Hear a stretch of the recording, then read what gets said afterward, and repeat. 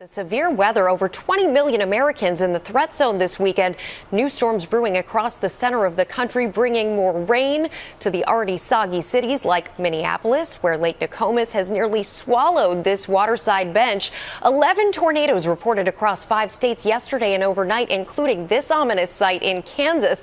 Meanwhile, in the west, the fire and smoke from Arizona, where mandatory evacuations are still in effect tonight. The forecast in just a moment, but first, ABC's Lindsay Janis with a look at the wreckage.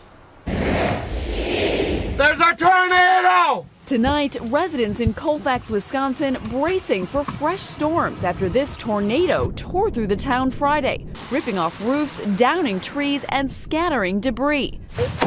In Minnesota, it's water, not wind, that's the enemy, as reporter Josh Rosenthal from our Minneapolis-St. Paul station KSTP shows us. Residents along the Minnesota River Valley are banding together. Here in Prior Lake, wheelbarrows aren't going to cut it. They're using duck boats like this to transport sandbags, hoping to save each other's homes from floodwaters that may continue to rise. Across the Midwest, rivers running high. Water from the Des Moines River rushing through these now opened floodgates.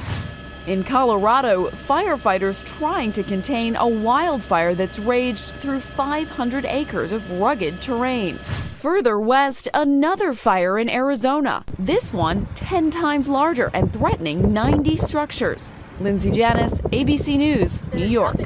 Our thanks to Lindsay Janis for that report. And joining us now is meteorologist Bill Kelly from our Columbus affiliate, WSYX. And Bill, you were just saying the weather only gets more extreme from here. It does. A moderate risk out for parts tomorrow. But let me show you where it is tonight that we are watching that severe weather threat, basically from Texas all the way up into northern Minnesota, from Amarillo, say to Minneapolis. We really need to be watching that. We're also talking about that risk tomorrow, which includes very large hail, the moderate risk in central Iowa, brief tornado, and some very strong winds. But the rain, definitely something that bears watching. We're talking about rain measured in inches in spots, 2 to 3 inches of rain on an already saturated ground throughout much of this region. So that, too, could be a problem in addition to the severe weather. Keeping them in our thoughts. Meanwhile, out west, a very different situation. Yeah, it's night and day. We're talking about some places that have exceptional drought conditions. That's the worst of the drought conditions. In California, about a third of the state is under that. And there are some fires that we're watching, and it's going to be dry for at least another week. So not a good situation for those folks either.